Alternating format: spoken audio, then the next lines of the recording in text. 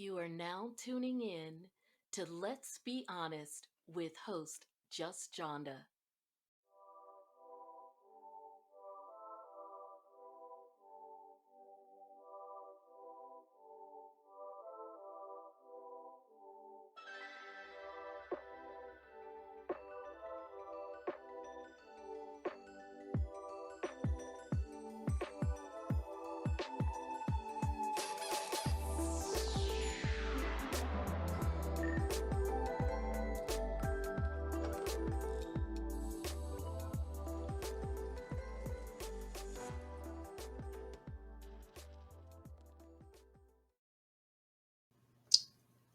Hello, and welcome to Let's Be Honest with your host, Just Johnda. I know it's been a while, but we are catching up with a lot of great topics coming up.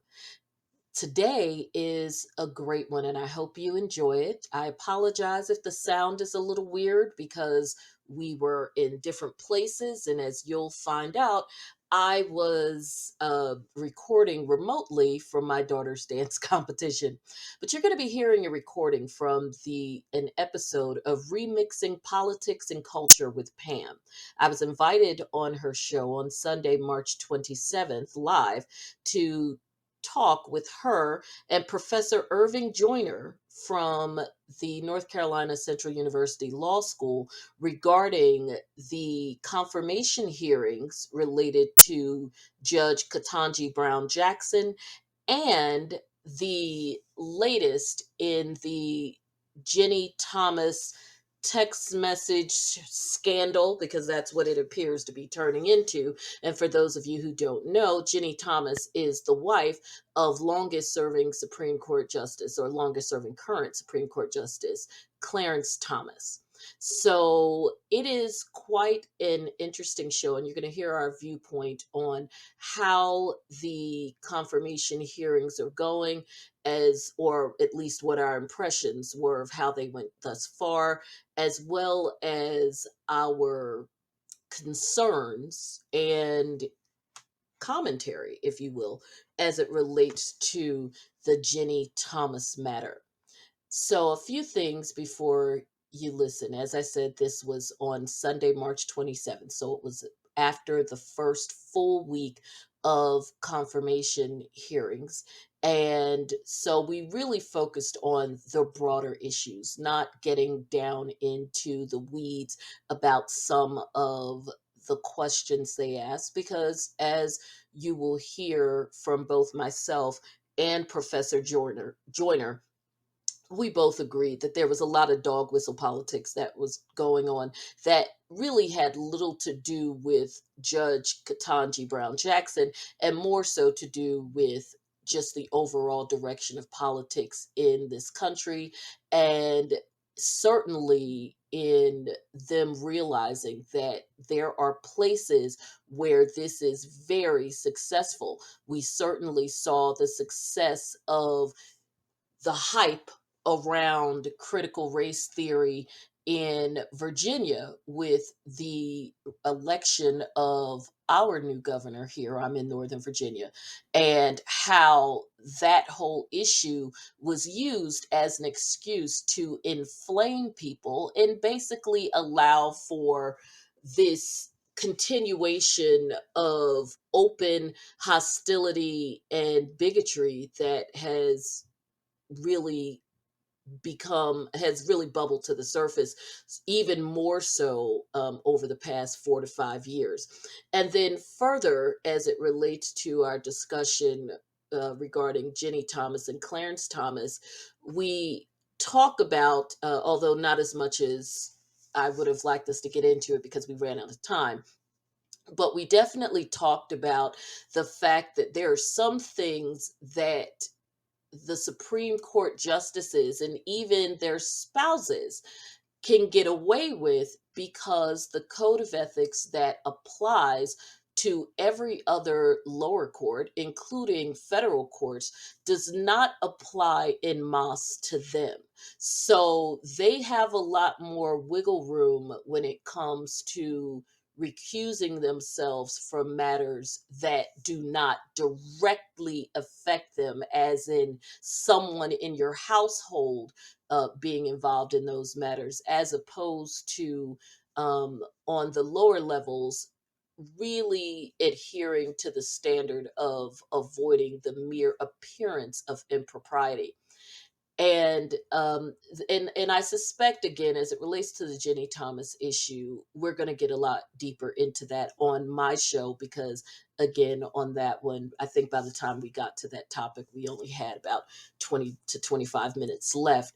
But there is a lot more to be discussed on that one. There's a lot of great articles that really break down the number of people that she has been involved with politically, or have come through as clients of her lobbying firm, or whatever she wants to call it, um, that have had matters that have sort of in a 6 degrees of separation, but sometimes more like 1 or 2 degrees of separation, have ended up in front of the Supreme Court, and her husband has sat on those cases.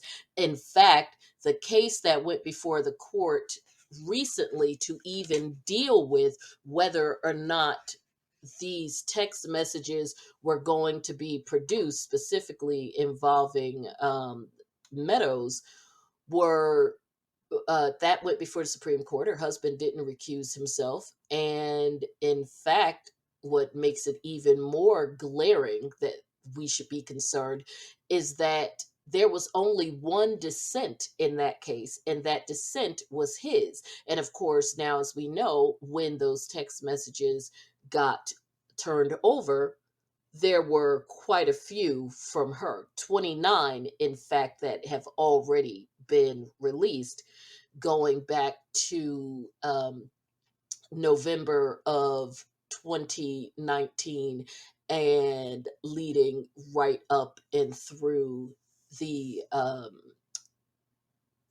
insurrection on January 6, 2020. So there again is a lot to talk about as it relates to these issues. And so I am now going to step back from giving you this intro and let you listen to this episode. I hope you enjoy it. And as always, please continue to follow me on all social media platforms so that you know what's going on. If you want to support the show, there are links for my book, as well as Cashapp and Venmo in the info box, and all the ways that you can follow and stay in touch with me and in touch with the show. Bye bye, and stay tuned for the next part. There you are, Johnda. Yes, I'm here. Can you hear me Hey, okay? yes, I can hear you now. Let me introduce you to our audience. Johnda Scott Adams is a native of Trenton, New Jersey. She's a criminal defense attorney. She received her law degree from George Washington University in Washington, D.C. She has been practicing law for over 20 years. Johnda is an avid writer and is a blogger, providing commentary on current events, politics, and pop culture. She is known by the YouTube community as Just Johnda, just meaning justice. She hosts a podcast called Let's Be Honest with Just Johnda. Welcome, Johnda. Hello, thank you for this lovely invitation, Pam, and thank you for accommodating me because, in addition to everything else, I am a very proud dance mom. So I am actually, the brick in the background is from a high school because I'm in the middle of, well, towards the end of dance competition weekend for my daughter. So, Okay. Well, I appreciate you. Let yes. me bring up our second guest, who is making his second debut here to the show. And that is none other than Professor Irving Joyner. He's a gentleman well known in the civil rights community. He holds the endowed chair the endowed Charles Hamilton Houston Chair at North Carolina Central University School of Law. And I am so thrilled to have both of you. Thank you so much for agreeing to come on tonight. This is a busy night with a lot of activities going on, and I realize you could be doing a million other things, but I'm so thankful for you you all agreeing to be on. Okay, so I'm going to start with you, Johnda, and then I'm going to go to Professor Joyner with the same question. Tell me what your first thoughts were when you heard that Judge Jackson was the nominee for the U.S. Supreme Court. Wow, notice the smile that immediately came to my face. Judge Jackson, Judge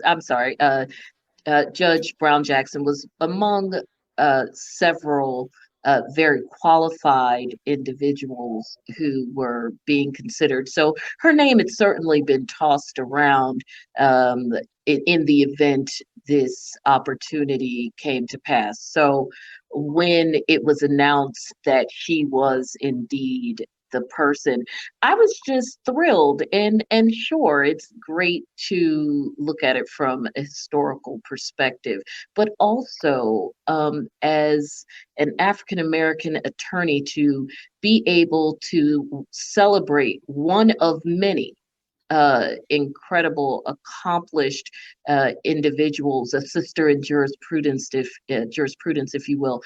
That was just really, really exciting to me. Just another example of the incredible talent that we possess, and she's just another example of that. So just really exciting in that regard. Wonderful. Professor Joyner, I could only imagine what it was like around the law school at Central. Because, well, we knew that President Biden was making good on his promise, but what was the reaction there at the law school?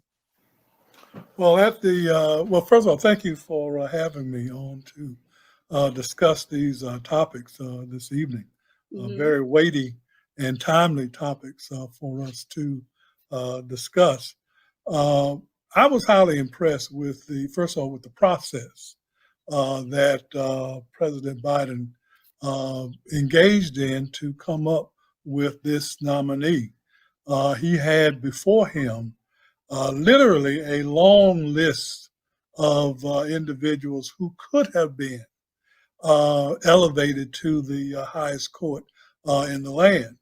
And I knew of Judge Brown Jackson from some of her opinions over the years, and was quite impressed with her directness, her eloquence, her ability to explain in detail exactly what her opinions were and their meaning with respect to the facts that were presented to her. So she was someone who was eminently qualified for this position. And the first thought that I had was that she had better credentials than most of the people who were presently serving on the Supreme Court.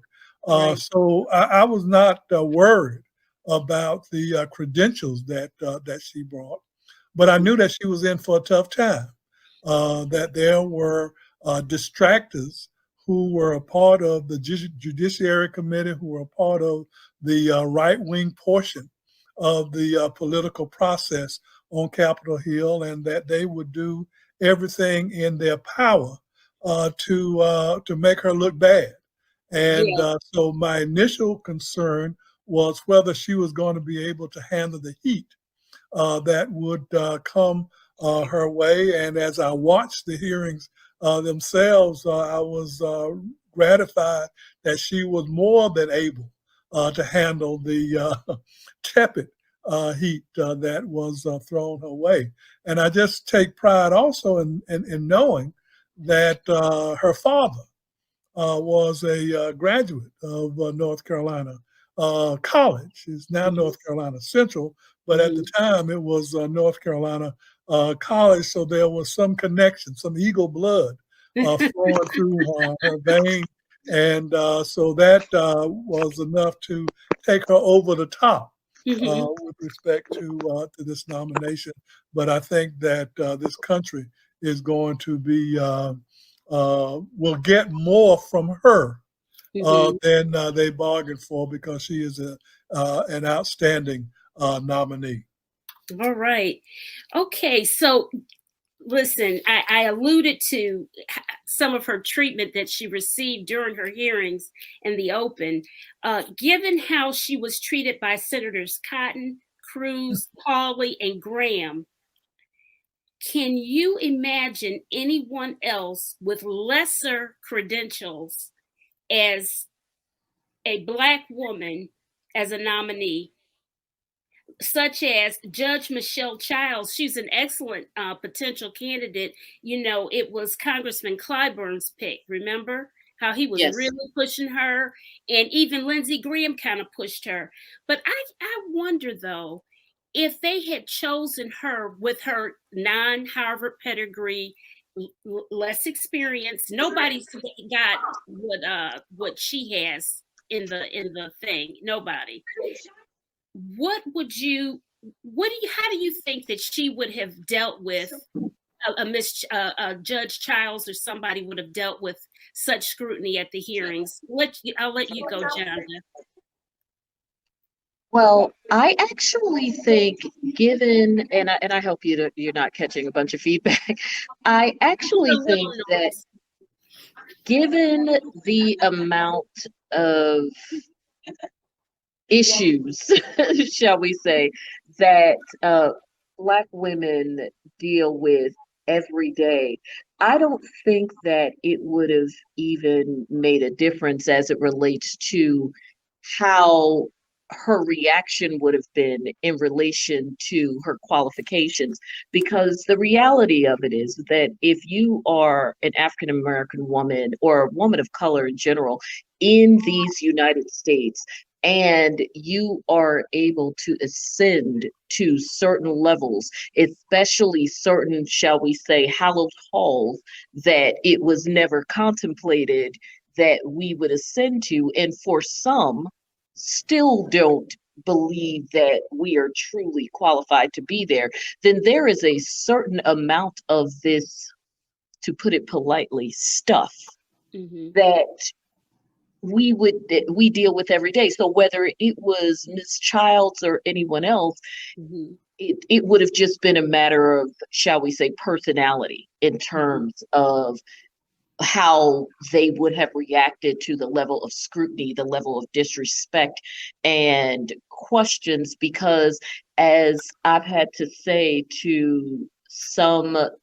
people, especially some of my white counterparts, who will go, "Oh my goodness, I just can't believe that this is going on. I can't believe that Senator Cruz or any of these other individuals are saying what they're saying." My response, like many others, has been, that's just another Tuesday, or it's just another Wednesday. So I think the qualifications piece, I don't think that any other Black woman would have reacted any differently, other than just your own personality or affect. Because to even get to that point, this stuff has already crossed their path in some form or fashion. Okay, fair enough.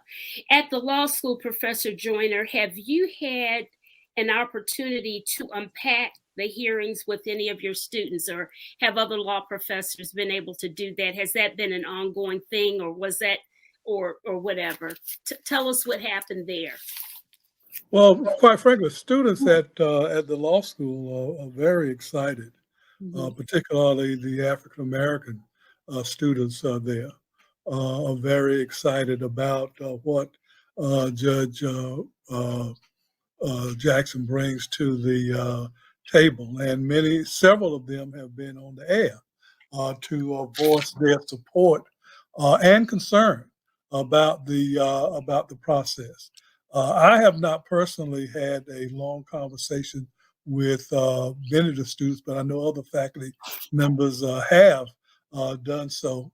And they are very proud of the fact that this woman who looks like them and who grew up in circumstances very similar to their own, was able to elevate herself from a role of a public defender, practitioner at a law firm, then to judgeship in the District of Columbia, and then to the Circuit Court for the District of Columbia.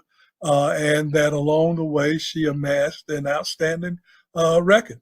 And it spoke highly of her, but also spoke highly of the potential for other African Americans, and underlined the point of the long time exclusion of people of color from the court. And so those points were not missed.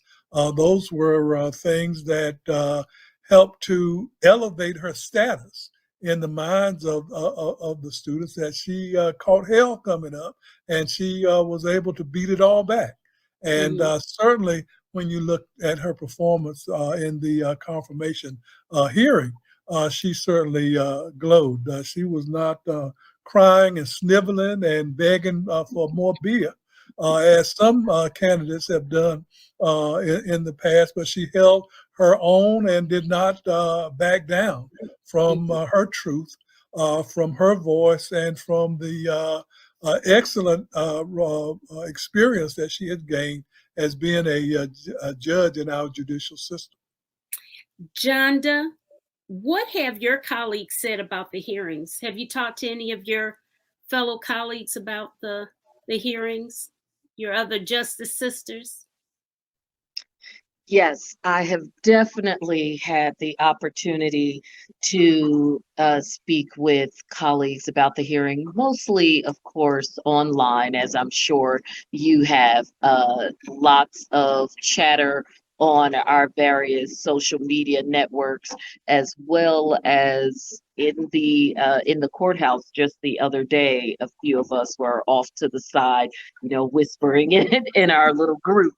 And yes, it's once again, despite not being surprised, that doesn't make it any less disturbing, especially when we know that most of what went on there's some of it that has to do with her. But a lot of it really doesn't have anything to do with her at all. There was a lot of political dog whistling that was going on with this. And being here in Virginia and seeing firsthand how well that worked, particularly in our recent gubernatorial race, it really hit home even more for me, because I saw it in action and saw how effective it could be. And now we are seeing it from the congressional level, when they are supposed to be vetting someone to sit on the highest court in the land. And this someone, part of this vetting process, right, is to make sure that this someone can be impartial, can be non-political. Now, sadly, we know that the court has gone far astray from that. But that's at least what we're allegedly supposed to be doing. Now, when you consider that there is some commingling of the separation of powers in this process, from the president appointing to the legislature confirming, and then of course that person sitting on the judiciary, then the least that we should be able to hope for, that the reason you have that commingling is because of the other piece, which is the checks and balances. But when you see that this is being used, that not only is it the process political, even from the standpoint of having Democratic witnesses and Republican witnesses. So we already know the process is political, beyond the fact that it's just the legislature. But again, in them using specific things, it makes it even worse because you see someone being treated with a lack of civility and a lack of respect regarding issues that are beyond her. And I don't mean beyond her as in her ability to understand or intelligence, but beyond her as in they would have used this stuff on any Democratic nominee for even, I would venture to say, even if it were a white or male Democratic nominee, because that is just where we are right now in this country. But I do feel like, as my colleagues and I discussed, there was an even further degeneration of that treatment because she was a Black woman and the overall lack of respect that comes along with that. Right, right. Absolutely. I wanted to, as I was studying up for this conversation, I looked at the confirmation hearings for Amy Coney Barrett, and I also looked at Justice Kavanaugh's. And there's no comparison. Amy Coney Barrett, Ted Cruz asked her about what instrument she played, and she proceeded to discuss her piano playing days. And I'm trying to figure out, what did that have to do with anything? And, just... Well, they might want her for a party. I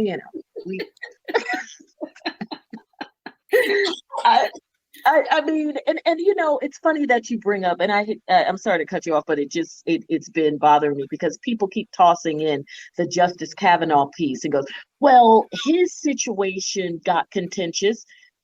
Let's be clear on why it got contentious, and still not like this, ironically. It got contentious because he was accused of committing sexual assault upon multiple women. And by the way, those were white women who were his accusers. So don't bring us into it. Right, okay. Right. So of course it got contentious, but he still wasn't treated with a lack of respect. No, he was not. And I looked at the videotapes, and then I even looked at, it's funny, it only happened just maybe 3 years ago, but I looked at the reason why Dr. Ford brought it up. She brought it up when she heard that he was on the short list. And what happened was nothing happened on the short list. And then by the time somebody heard about it, then she got swept up into the whole shebang when he was already nominated and all of that. So it's just been no difference at all. I mean, a huge difference in unfair treatment that Judge Ketanji Brown Jackson has received. I have this last question for you guys before we go to our next topic. Was Professor Joyner, I'll go with you first. Essentially, what we heard from the Republican senators were their political theatrics to be used on the campaign trail for 2024. I'd like to know your thoughts on what you would tell a person voting. What I would tell a person voting? What advice would you have for somebody that's talking to you about, man, they don't see the correlation, they don't understand what's going on, and that's the whole purpose of this channel. But how would you connect the dots for somebody, Professor Joyner? Well, in this particular instance, to help people to understand that the votes that they cast for the individual who will be president of this country plays a large role in who the nominee for the Supreme Court might be, because you never know when an opening will occur. In addition to that, those individuals that they vote for to be senators in the U.S. Congress might be the ones that will make the decisions about the confirmation of that nominee. And you certainly want to know and understand what their position is in the event that a person comes before them who is qualified, who's been nominated for that position, how they will respond. And you want to help them to understand the importance of their voice in making those selections of individuals who will have an ultimate decision in this matter. And the same thing at the state level. Because you have state Supreme Court judges and justices and Court of Appeals judges and local judges, and people need to understand the role that they play, and then what it is that those individuals might do that will end up with cases appearing before the U.S. Supreme Court. Because many of those things that happen at the local level with local judges end up being the focus of conversations and opinions from the U.S. Supreme Court to see if people down below are following the dictates of the law. But what I just want to just throw in another point though, since you're trying to close this down. One of the things that we expect from people who are questioning and reviewing potential justices for the U.S. Supreme Court is that they understand the process that they are dealing with. And clearly the interrogators who were engaged in the political theater that you just made reference to didn't even understand the scope of the questions that they were raising.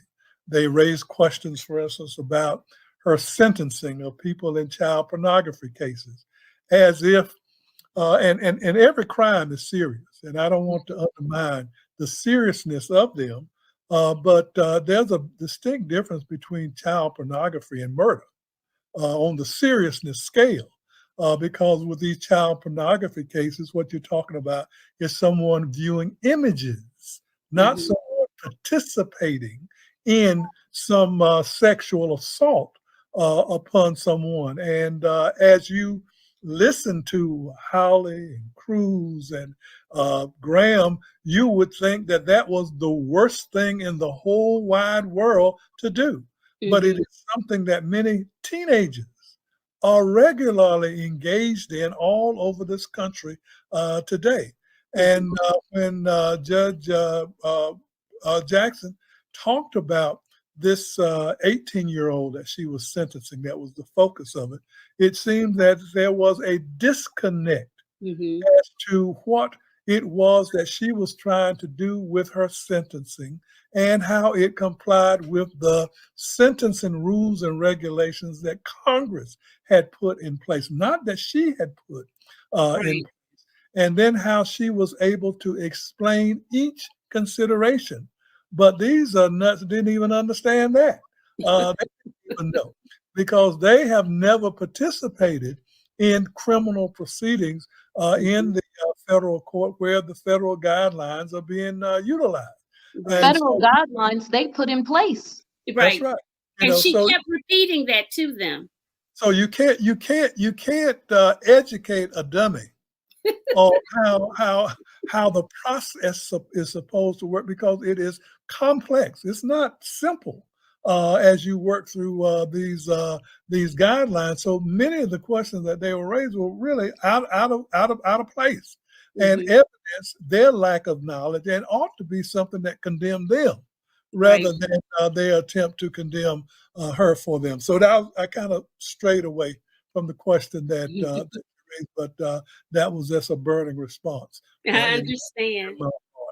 Before I go to you, Johnda, I want to ask everyone who is listening to this show, watching this show in the on YouTube, to please subscribe and hit the like button. Please, please, please help the algorithm, help me grow this YouTube channel. Also, I have Johnda, I'm gonna let you go, and then I have a person who's been very active in the show, Latrice Davis, I believe, that wants to make a comment about this subject as well. So I'm gonna let you go first, Johnda, and then I'm gonna bring Latrice up. She's one of our commentators in the audience. Okay, I actually concur with everything Professor Joyner said. It really does come down to voter education. We have worked tirelessly, many of us, and the work still continues with getting individuals registered and understanding that they need to make sure their credentials are intact so that they can go to the polls. Now we have to break it down even more, because we know that these drives and all of this tend to go on around major elections.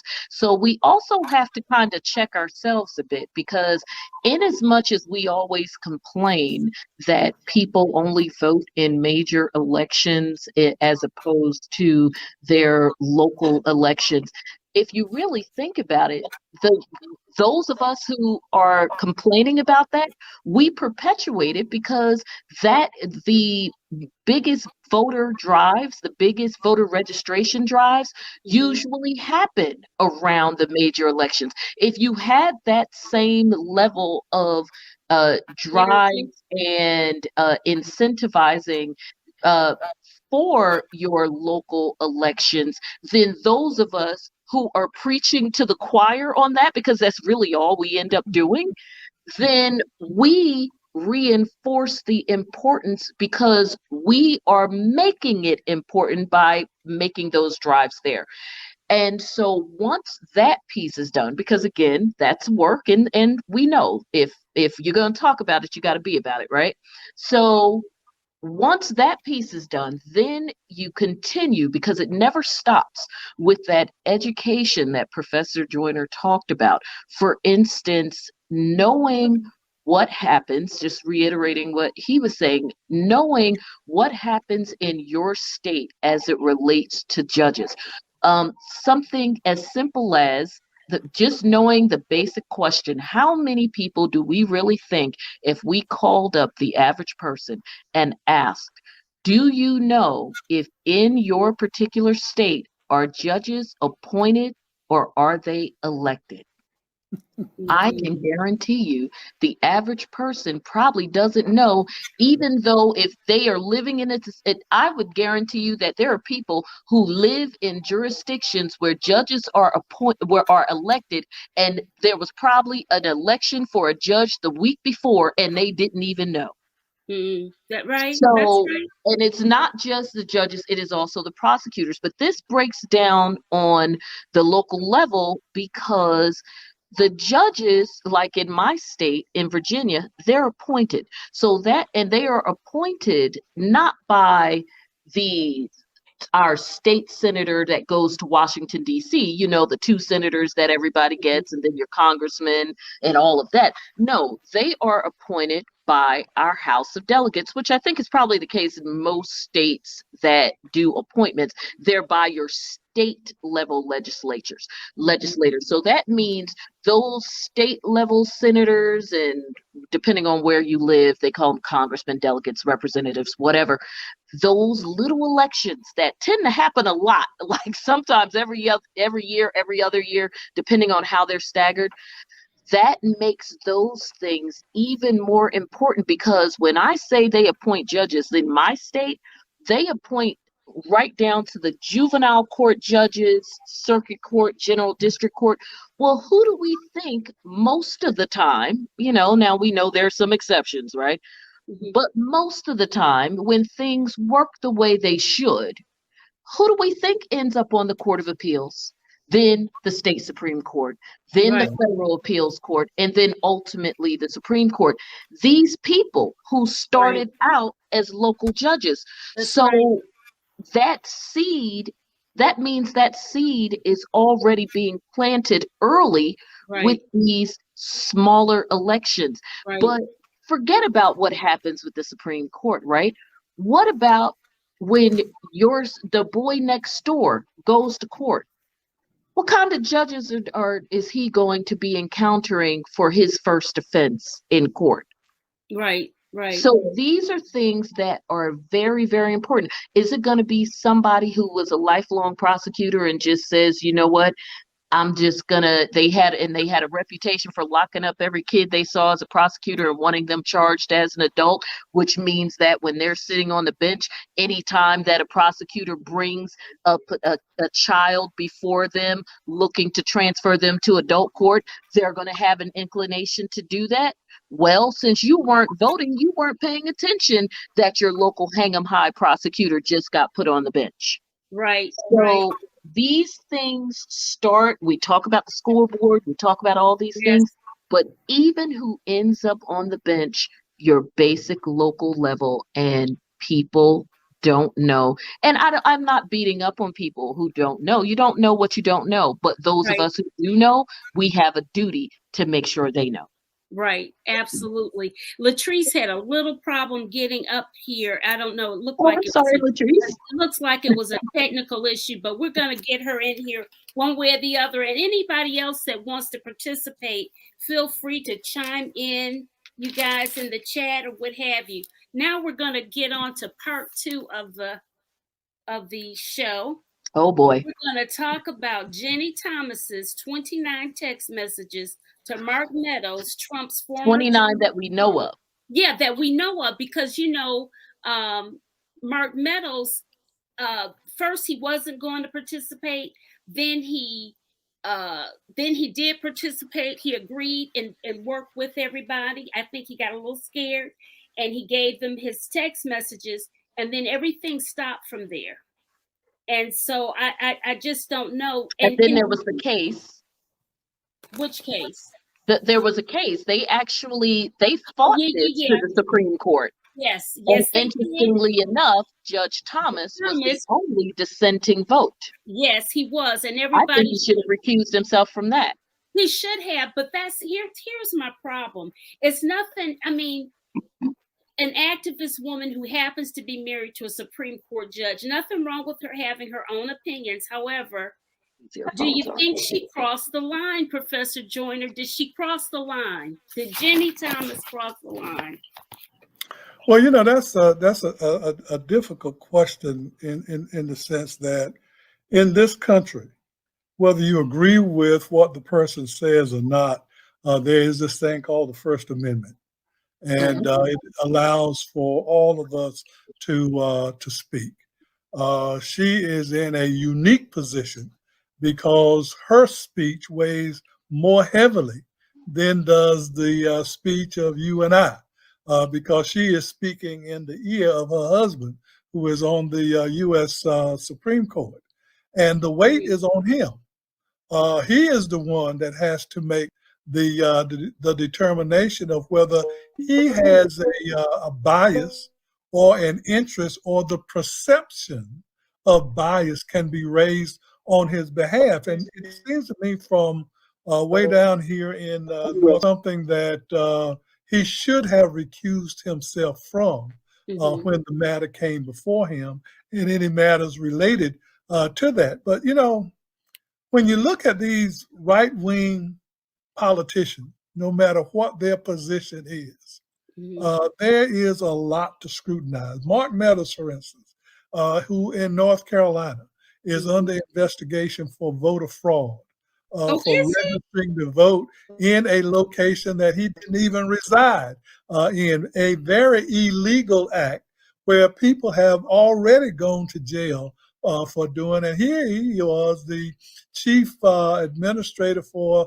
the ex-president, the former president of the United States, talking about voter fraud. And then in the middle of all of that, he commits voter fraud. And then they act as if they are somehow now running around with clean hands. That what they do came down with Moses from the mountain, and is sanctified in some respect. But this voter fraud, it's a charade that is being perpetrated on the people, and he is in communication with Thomas's wife during the time that it is alleged, and facts would show, that he was participating in organizing people to go to the Capitol where this insurrection occurred. So it's a strange cast of characters that we have here that is engaging in acts that if you and I did it, we would be in jail. Under the jail. Under the jail. Johnda, what do you think? What do you say? Well, about I think the lack of code of ethics absolutely. And I think that this, more than anything, and there's been some wonderful articles about this, the New Yorker, the Guardian, the Washington Post, just some really great, even recent reporting that goes back even to January, talking about this, because this highlights a concerning issue that the Supreme Court has been able to avoid, well, for its entire existence, that other judges and courts have to be held to, which is a judicial code of conduct. You have a judicial code of conduct in place for courts on every level, including the judicial code of ethics on for every level, including the federal level, but not at the Supreme Court level. Supreme Court justices certainly are able to recuse themselves and should do so if there is an interest of family members, but that is really the only one that they are required to recuse, family members, and I think direct financial matters. But other than that, the primary code that other judges are held to, they are not. And the thing that makes it even more concerning is, even though I am not a judge, most of us, especially those of us who are regular practicing attorneys, I still hold myself to that standard, and I think most good attorneys do, which is to avoid even the mere appearance of impropriety. That is extremely important, and I know that that's what Professor Joyner was referring to as well. It's not just about whether there is impropriety. Nobody should, and this is what judges are held to, and Professor Joyner, please correct me if I'm wrong. Nobody has to run to the courthouse waving anything saying, this really is bad. I have proof that the judge is doing this and proof that the judge is doing that. Because of the sanctity of what is supposed to be those scales of justice, if the public sees it, and there is the possibility that when the public sees it, there is the mere appearance that there is a problem, a judge should remove themselves. So essentially, a judge has to apply, and Professor Joyner, correct me, please, I think pretty much an everyman standard, right? Yes, thank you. In looking at it, not your own standard as a judge, but in every man on the street. Would a man on the street look at this and say, looks kind of shaky to me? That is very shaky to me. That's now, and in this case, absolutely. We have, when you really go through the muck and the mire of who is attached to who, how many individuals she has either represented, they've come through her lobbying firm, or just all these other connections, if you will.